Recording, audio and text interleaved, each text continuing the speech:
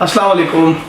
آج میں آپ لوگوں کے ساتھ بات کروں گا خبیب کے متعلق، جو یو ایف سی کا آل ٹائم گریٹسٹ پلیئر تھا اور اس نے ابھی کچھ دنوں پہلے ریٹائرمنٹ لی. ایٹ دا ایج آف 32 ہی ریٹائرڈ فرام دا گیم. 32 جہاں پہ ایوریج ایج جو تھی کسی بھی پلیئر کے ریٹائرمنٹ کی یو ایف سی گیم میں وہ 38 سے 40 ایئرس تھی، اور وہ 32 سال کی عمر میں ریٹائر ہو گیا. اور پیک پہ جب اس نے 29 گیمز لگاتار جیتے ہیں، وہ کبھی بھی کوئی گیم کوئی میچ نہیں ہارا یو ایف سی کے اندر، اور جب بھی وہ گریٹسٹ پلیئر تھا.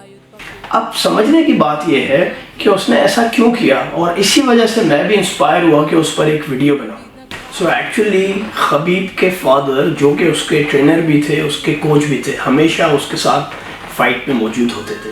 ان کو کووڈ ہوا اینڈ جولائی میں اس کے فادر کا انتقال ہو گیا. جب اس کے فادر کا انتقال ہوا تو اس کی مدر نے خبیب سے یہ کہا کہ سنس یور فادر از نو مور، اور میں یہ نہیں چاہتی کہ اب تم اپنے باپ کے بغیر یہ فائٹ کرو، تو تم چھوڑ دو اس گیم کو.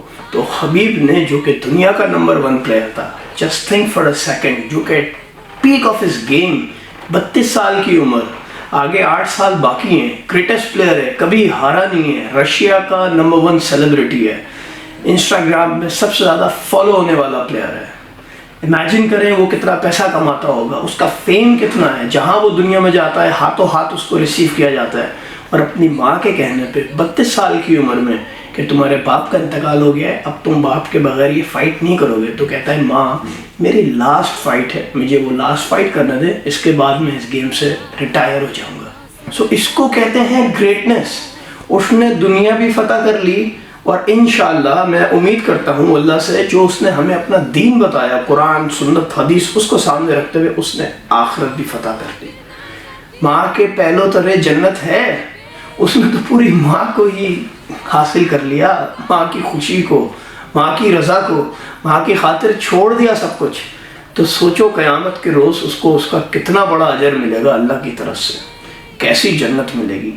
تو میں یہاں پہ اپنے سننے والوں سے یہ بات کروں گا، دیکھو اس کو انڈرسٹینڈ کریں کہ وہ پہلا مسلم تھا جو یو ایف سی چیمپئن بنا، رشین تھا. رشیا کے اندر آپ کو پتہ ہے ایک زمانے میں تو اسلام پہ چلنا بہت مشکل کام تھا. جب کوئی فائٹ جیتتا تھا تو بسم اللہ کہتا تھا بات کرنے سے پہلے. آخری فائٹ میں بھی اس نے سجدہ کیا. تو ہی واز اے پریکٹسنگ مسلم.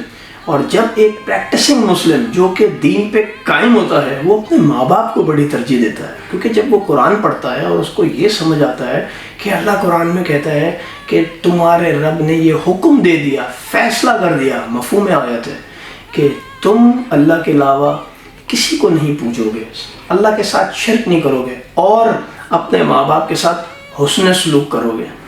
یا پھر بخاری کی حدیث پروفیٹ صلی اللہ علیہ وسلم کی کہ تمہارے بہترین اخلاق کے لیے سب سے بڑی حقدار تمہاری ماں ہے، تمہارا حسن سلوک سب سے اچھا تمہاری ماں کے ساتھ ہونا چاہیے.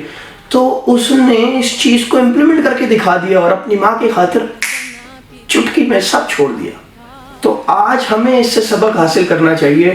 ہم جیسے جیسے گرو کر رہے ہوتے ہیں، طاقت میں آتے ہیں، تو ہم اپنے ماں باپ کے ساتھ اپنے رویے کو برا کرنا شروع کر دیتے ہیں، کیونکہ وہ بیچارے بوڑھے ہو رہے ہوتے ہیں، ان کے اختیارات کم ہوتے ہیں. آج وہ شاید کماتے نہیں ہیں، ہمیں ان کی پرورش کی ضرورت نہیں ہے. But this is where Islam comes in. West میں اور ہمارے کلچر میں فرق ہی یہی ہے. وہاں پہ آپ جائیں، ہم جاتے ہیں، دیکھتے ہیں، لوگوں سے ملتے ہیں. میں نے یو ایس میں جا کے لوگوں سے پوچھا یار جب تمہارے بچے بڑے ہو جائیں گے تو کیا ہوگا؟ بولتے ہیں جی اگر اللہ نے کرم کیا تو شاید ہمارے ساتھ رہیں، ادروائز وین دے آر 18 تو وہ ہمیں چھوڑ کے چلے جائیں گے. لڑکی اپنے بوائے فرینڈ کے ساتھ اور لڑکا اپنے گرل فرینڈ کے ساتھ. That's it. وہ پھر بیچارے اولڈ ہاؤس میں جا کے رہیں گے. پر ہمارا دین ان کی اہمیت ہمیں سکھاتا ہے، سمجھاتا ہے. تو جب ہم طاقت میں آ رہے ہیں، وہی وقت ہے ان کے ساتھ اچھا برتاؤ کرنے کا، ان کے ساتھ نیکی کرنے کا، اور ان کے حکموں کو بجا لانے کا. اللہ کے کرم سے جو تھوڑی بہت میں نے اس دنیا میں کامیابی حاصل کری، اور میں انشاءاللہ چاہوں گا کہ جو آخرت میں کامیابی حاصل کروں، اس کے پیچھے میرے ماں باپ کا بہت بڑا رول ہے. میری ماں کی دعائیں ہیں میرے لیے. میں آج ابھی جب آفس سے نکلوں گا تو اپنی امی کو فون کر کے پوچھتا ہوں آپ کیسی ہیں، ٹھیک ہے، ان کو ساری باتیں کرتا ہوں، شیئر کرتا ہوں. سو پلیز اپنی لائف میں اپنے پیرنٹس کو امپورٹنس دیں. اور جن لوگوں کے والدین حیات نہیں ہیں، جن کی ماں حیات نہیں ہے، تو اپنی خالہ سے یا ان کی کوئی اچھی دوست سے یا ان کے ریلیٹیو سے اپنے ریلیشن شپ کو بہتر کریں، ان کے لیے دعائیں کریں، صدقہ جاریہ کریں۔ اور جن لوگوں کی موجود ہیں تو حبیب کی مثال آپ کے سامنے ہے، اپنی ماں کا کہا، اپنے باپ کا کہا، اپنے لیے الٹیمیٹ کر دیں تو انشاءاللہ حبیب کی طرح دنیا میں بھی سب اچیو کریں گے، اور آخرت میں تو پھر کیا بات ہے، وارے نہیں آ رہے۔ اللہ حافظ۔